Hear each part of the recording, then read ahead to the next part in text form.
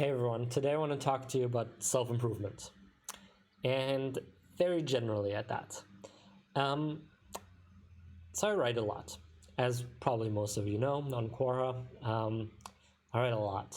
I've written a lot and I will continue to write a lot, and because of that I get a lot of comments. And while I do ignore the negative comments as best as I can, sometimes I still read them in general. I just choose not to respond to them, so I forget about them easier. But most of them have a certain theme. And this theme also stretches across some of my clients, and that is that people don't necessarily agree with the advice I give. And it stretches into my clients in terms of that they're sometimes not ready for the advice I give. And that's not to say that I, have the big knowledge and I know everything and you're just not ready for it and any arrogant garbage like that, but rather that there's a lot of self-improvement content out there and a lot of ways to teach it to people, a lot of voices that teach it. And you also, probably watching this video, know quite a lot of stuff. This is not your first piece of self-improvement content you watch. You've likely heard of other things before, even if it was just a random tip online. And there's a lot out there. But with all of that knowledge at your behest, at least 50% will just not work for you. And at least another 50%, or at least 50% of the stuff that works for you, will not work for you in that way. There's very little content that actually works for you. And most of the time, it's not because it doesn't work for you and your personality or characteristic, but just because you're not at that point with the point of view where you can take that advice and use it in the right way. And that's, again, not to say that you're behind or that you're not ready for it yet in terms of, you need to work on yourself more to get it. It's just that you're at a different step along the way. And again, that doesn't mean a further ahead or further behind step, just a different step. Many people, when they get into self-improvement, get this idea wrong, or get this idea in their heads that it's a streamlined process for everybody. That, you go through step 1, 2, 3, 4, 5, 6, 7, 8, 9, 10, and then you reach success. But the path is different for everybody. A client might go through step 4, 7, 8, 2, 1, 3, 4 again, 8 again, 9, 10, then 5, then 6, then 1 again, then 2 again, and then reach success. And in their mind, it's streamlined. They had to go through all of these steps to reach the goal. To somebody else, that seems like convoluted and all over the place, and left, right, up, down, and upside down, if you will. And that's the problem with self-improvement. Everything is so interconnected that everything can speak to everyone at any point in time, but that also means that a large amount will just not resonate one bit. And so when you read practical tips, like getting up early in the morning, or working out, or drinking a lot of water, or scheduling your time, or creating rituals, or exiting your comfort zone, all of these tips are different steps along the way. Some of them will work for you. Some of them will be exactly what you need right now. And others will be leading you in the completely wrong direction. That's why it's usually good to have a therapist or a coach, because they can get to know you and see patterns. And because it's usually not just completely random. There's usually at least, step 1 usually follows step 0, which then usually is superseded by step 2, and so on and so forth. But the blocks may be different. But anyway, that's why it's good to have one like that, because they can have a little bit of a different insight on this. But if you don't have a coach or a therapist, what this means is that you have to keep trying things out.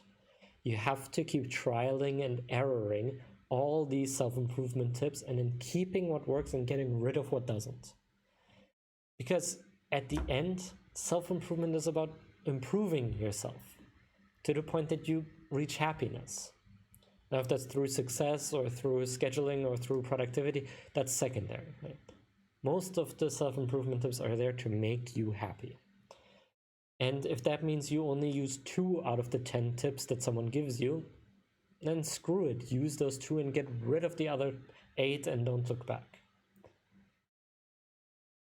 You have a lot of great content for self-improvement. You can absorb a lot of it and you can learn a lot of it. But unless you hit it at the right time, at the right place, in the right way, it's just not going to have the same impact on you. And that's why sometimes you hear these self-improvement experts talk with so much passion about one certain topic that they think is the key to success and to everything you ever wanted out of life. And you just think it's a random, nice little thing, but it doesn't seem all that important. And yes, that may not be because you haven't understood the depth of it, but it may also be because it won't ever be that important for you in particular, or because you're not ready to hear it just yet to get to that level. Maybe you're not as far along, or maybe you've already long been past that step and already have figured out the next thing, or maybe your path is just so different that that's not even within your path. There's a lot of different options. And I'm getting off topic here. The point to this is that there's a lot of content out there, and all of this content has its place.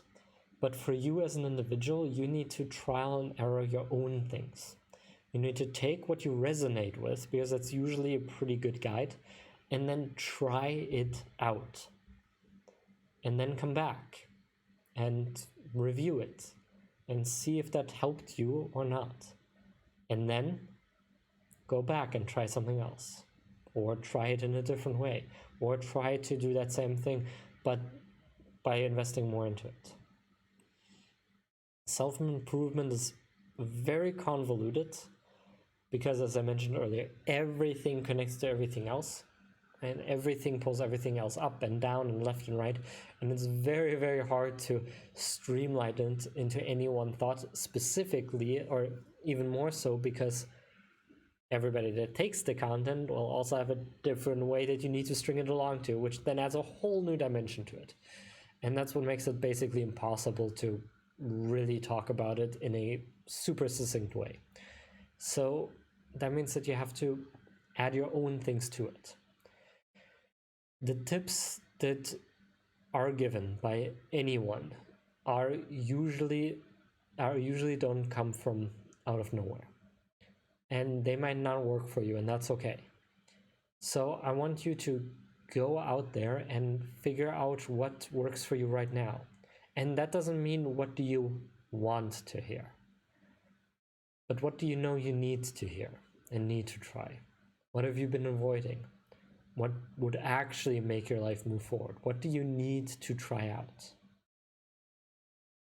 And just me saying that will probably have brought some thoughts up. It will probably make you think of something, and I would start with that. The point is that you keep trying, and that you don't wait. There's a lot of people wait for the one self-improvement tip, or the one path, or the one thing. And the chances that you come across that one thing are near zero, because no one has lived your life yet. No one knows you as well as you know yourself. So no one can tell you what will exactly work for you. Ever. You're going to have to figure that one out yourself. And that's why self-improvement has that big self written in front of it. You can't force other people to improve. And no matter how much I write, no matter how good my advice may be, no matter how much it may help someone else, even if it changes the lives of millions of people, that doesn't mean it'll change yours. You're going to have to take that tip on yourself and test it out. Run with it and see about it. But what that also means is that maybe if you come back in a year's time, or 5 years' time, or 10 years' time to that same tip, you will have a different perspective looking at it. And maybe then it's time to use that tip. And that doesn't mean you're finally there. where everybody else is. Maybe this is the one step before your success, but you just now were ready to hear it.